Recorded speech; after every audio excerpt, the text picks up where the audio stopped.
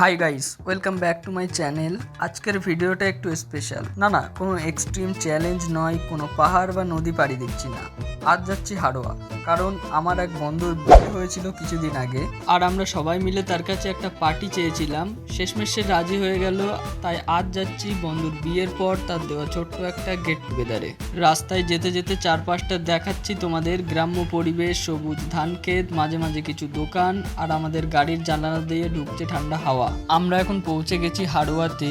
এই যে পিছনে দেখো, এটাই সেই বিখ্যাত হাড়োয়া ব্রিজ। এখানে ছোট ছোট নৌকা চলে আর ভিউটা সত্যিই দারুণ। তবে কি বলতো, ওই দিকটা একটু একঘেয়ে লাগছিল, তাই চলে এলাম ITI কলেজের পাশের দিকে। এদিকে একদম জমজমাট পরিবেশ, ছেলে মেয়ে সবাই আছে এখানে, দলে দলে এসে আড্ডা দিচ্ছে, ছবি তুলছে, কেউ কেউ জানোই তো প্রেম করতেও এসেছে এখানে। এরপর শুরু হলো আমাদের ফটো সেশন। ভিউটা দারুণ ছিল, বিশেষ করে ওই দিকের সূর্যটা যখন ধীরে ধীরে ডুবছিল, কি সুন্দর গোলাপি আলো পড়ছিল সবার মুখে।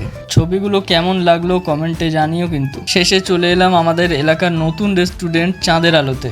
রেস্টুরেন্টটা কিন্তু দারুণ ছিল, একদম টপ ক্লাস। আমরা অর্ডার দিলাম গরম চা, পকোড়া, মোগলাই পরোটা আর কিছু রিফ্রেশমেন্ট। আরে না, চিন্তার কারণ নেই, কারণ আমরা অ্যালকোহল খাই না, আর এটা অ্যালকোহল ছাড়াই। সব মিলিয়ে আজকের বিকেলটা কাটলো একদম স্পেশাল, আর হাসি ঠাট্টা সব, খাওয়া দাওয়া সব একদম ঠিকঠাক, একদম স্পেশাল কাটলো, দারুণ কাটলো, খুব মজা করলাম আজকে।